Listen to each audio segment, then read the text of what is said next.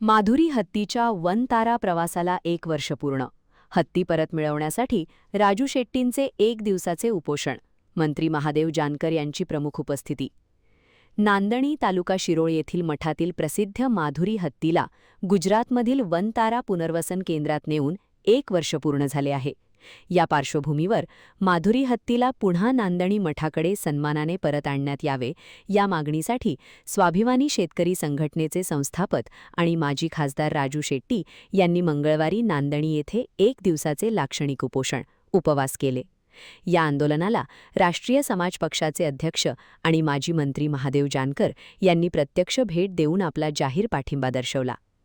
नांदणी मठाचे वैभव आणि भाविकांचे श्रद्धास्थान असलेली माधुरी हत्तीळ गेल्या वर्षी वनविभागाच्या कायदेशीर प्रक्रियेनंतर उपचारासाठी आणि देखभालीसाठी जामनगर येथील अनंत अंबानी यांच्या वनतारा प्रकल्पात नेण्यात आली होती. 28 जुलै रोजी या घटनेला 1 वर्ष पूर्ण झाल्याने परिसरातील भाविक आणि ग्रामस्थांमध्ये माधुरीच्या आठवणी पुन्हा ताज्या झाल्या. माजी खासदार राजू शेट्टी यांनी सकाळपासूनच नांदणी येथे आपले 1 दिवसीय उपोषण सुरू केले. यावेळी बोलताना शेट्टी म्हणाले, माधुरी हत्ती हा केवळ एक प्राणी नसून नांदणी गावचे आणि मठाचे सांस्कृतिक वैभव आहे. तिला परत आणण्यासाठी आमचा हा शांततापूर्ण लढा असून सरकार आणि वनविभागाने भाविकांच्या भावनांची दखल घ्यावी. या आंदोलनादरम्यान माजी मंत्री महादेव जानकर यांनी उपोषणस्थळी प्रमुख उपस्थिती लावली. जानकर यांनी राजू शेट्टी यांच्या भूमिकेचे कौतुक करत माधुरीला परत आणण्याच्या या मागणीत आपण पूर्ण ताकदीने सोबत असल्याचे सांगितले. यावेळी परिसरातील शेकडो ग्रामस्थ, स्वाभिमानी शेतकरी संघटनेचे कार्यकर्ते आणि मठाचे भाविक मोठ्या संख्येने उपस्थित होते. महान कार्य न्यूजसाठी इजाज खान पठाण, जयसिंगपूर. नांदणी येथील या मठाची 1300 वर्षाची आख्यायिका आहे.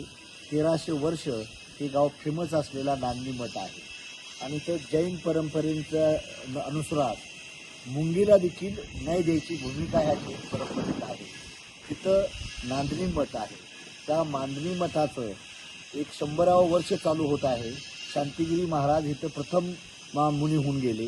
त्यांची 71वी पुण्यतिथी जयंती आहे आणि गेली 40 वर्ष माधुरी नावाची हत्ती इथं राहत होती. ती पंचगंगा नदीत पोहायला जात होती. तिथले 20-25 गावातली लोक, सर्व शेतकरी बांधव तिच्यावर प्रेम करत होते, लेकीप्रमाणे, बहिणीप्रमाणे, आईप्रमाणे. तर गेल्या 1 वर्षापूर्वी तिथून माधुरी हत्तीला वनतारामध्ये नेण्यात आलं. तर कोर्टाच्या निकालानं, हायकोर्टाचा निकाल, सुप्रीम कोर्टाचा निकाल, माधुरीला पुन्हा त्या गावात आणलं पाहिजे नांदणी मठात. त्यासाठी आदरणीय राजू शेट्टीच्या नेतृत्वाखाली 1 दिवसाचं उपवासाचं आंदोलन आलेलं आहे. त्याला मी स्वतः राष्ट्रीय समाज पक्षाचा अध्यक्ष महादेव जानकर, माझा पक्ष ह्या आंदोलनात सहभागी आहे.